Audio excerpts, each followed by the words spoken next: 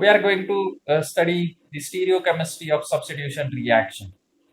Now, substitution reaction, when it occurs at a chiral center, we all know that substitution reaction follows either of these three mechanisms.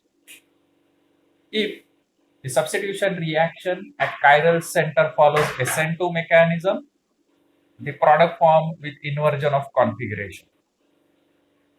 If it follows SN1 mechanism, we get racemization, both the products with inversion and retention of configuration. And the third type, if it follows SNI mechanism, then we get retention of configuration in the product. So in short, we can say nucleophilic substitution reaction, when it occurs at the chiral center, the product outcome or the stereochemistry of product depends on which mechanism it follows.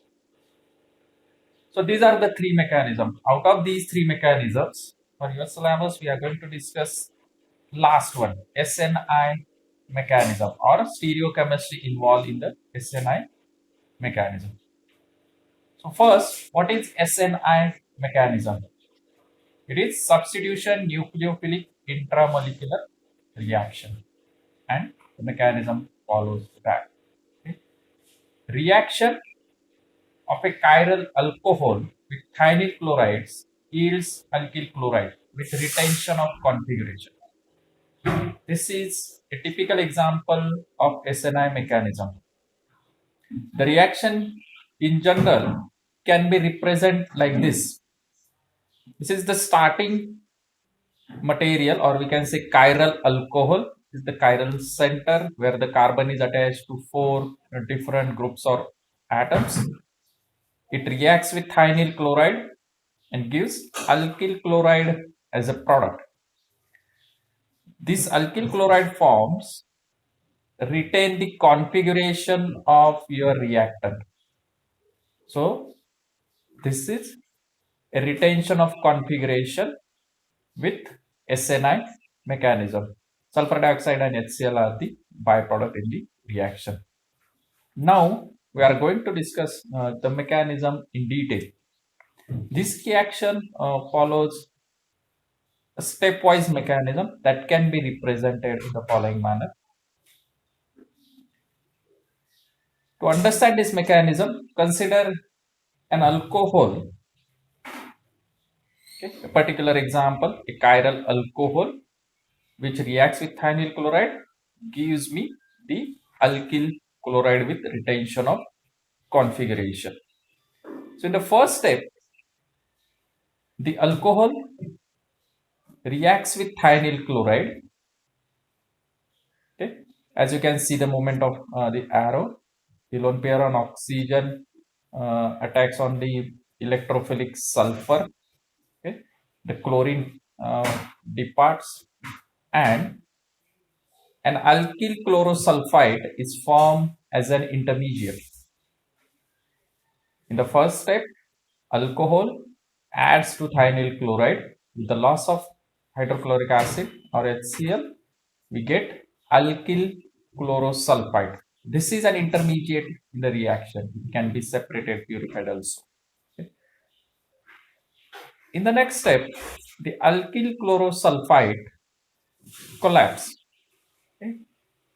With the loss of sulfur dioxide, it forms an intimate ion pair, which is a transition state in the reaction. Okay. And the intimate ion pair subsequently form alkyl chloride. Here we can see the chlorine departed from this alkyl chlorosulfide is in the close vicinity of the carbocation form.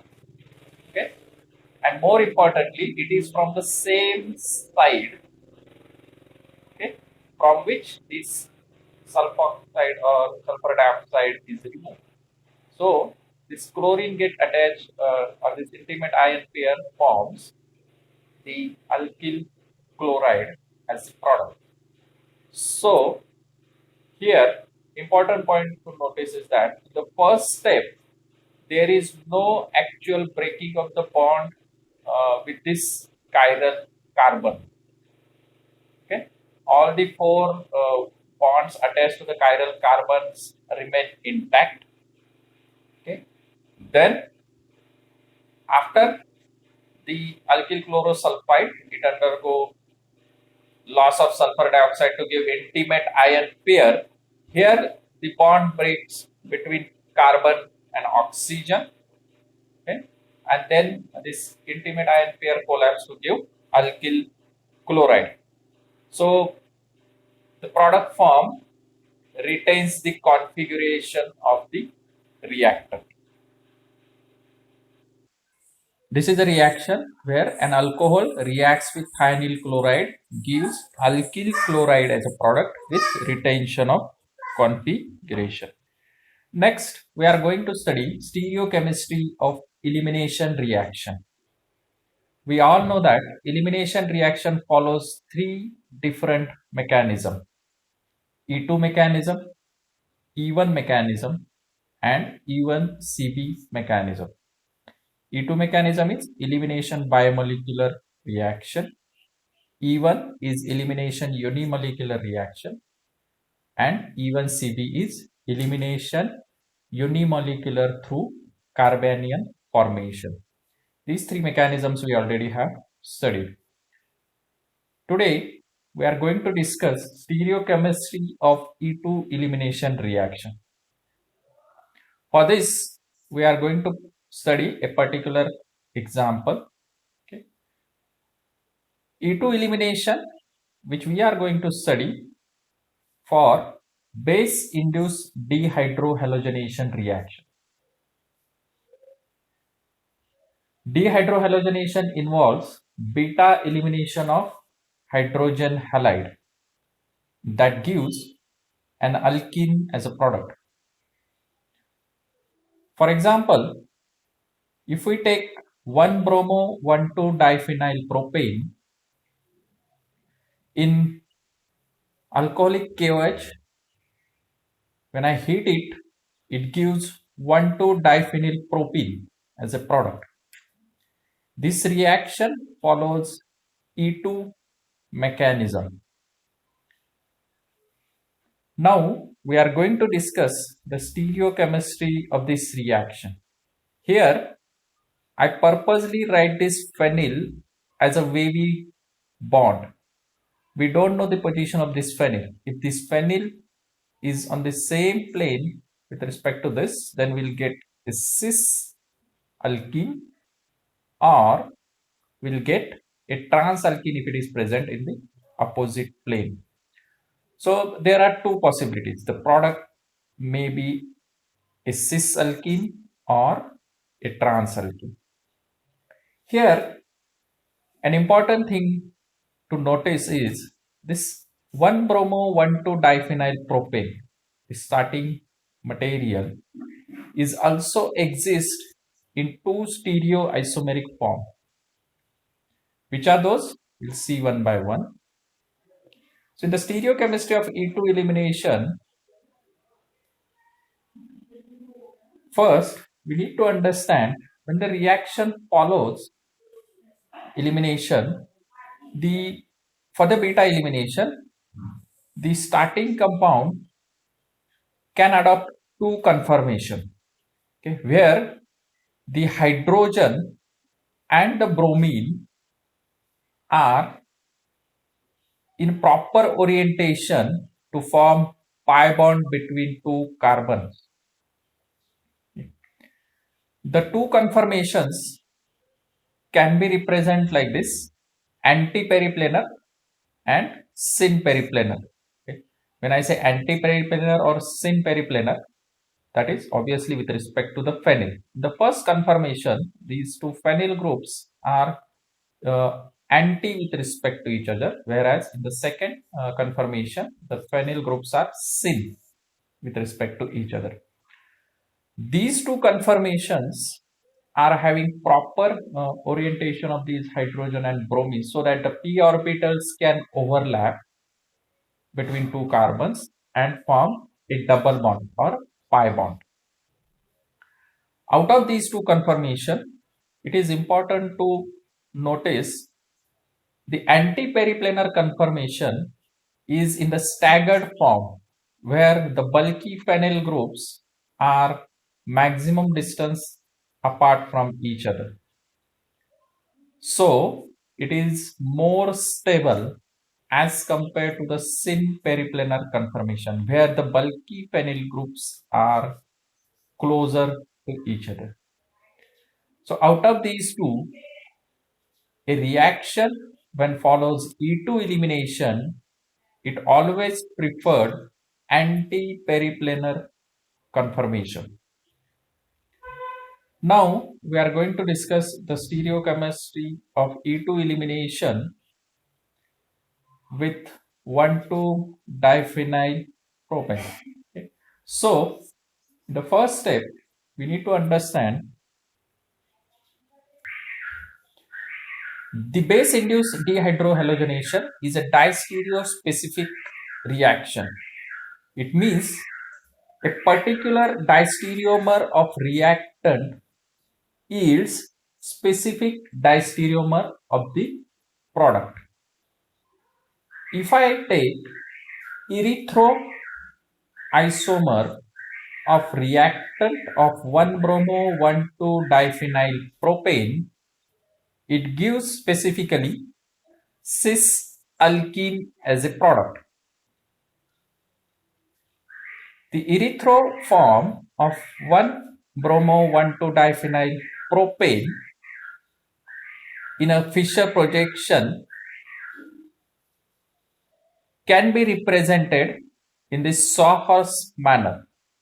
We all know that Fischer projection always represent eclipse form in the Sawhorse projection.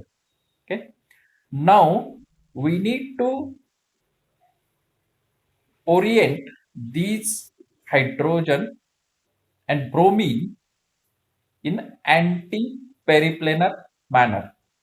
For that, I need to rotate the carbon. I need to rotate this carbon-carbon single bond. And in this Sawhorse conformation, we can see now the hydrogen and bromine are anti-periplanar with respect to each other. Moreover, this is the staggered conformation and obviously it is more stable. So the base induced dehydrohalogenation. So base abstract the proton. Okay. The electrons fall between this carbon double bond used in the carbon double bond formation with the elimination of bromide ion. And the alkene form is particularly or specifically cis alkene. So here erythroform of 1-bromo 1,2-diphenyl propane specifically gives cis alkene. A particular distereomer of starting compound gives specific distereomer of alkene. If we do the reaction with stereoisomer, as we said, this base induced dehydrohalogenation is distereospecific reaction, and if I take the stereoisomer of 1-bromo 1,2-diphenyl propane, it gives specifically trans alkene. A reaction can be represented like this. Starting with the stereoisomer, here the hydrogens or the phenyls are in the opposite plane. So it is called as stereo form of 1-bromo 1,2-diphenyl propane.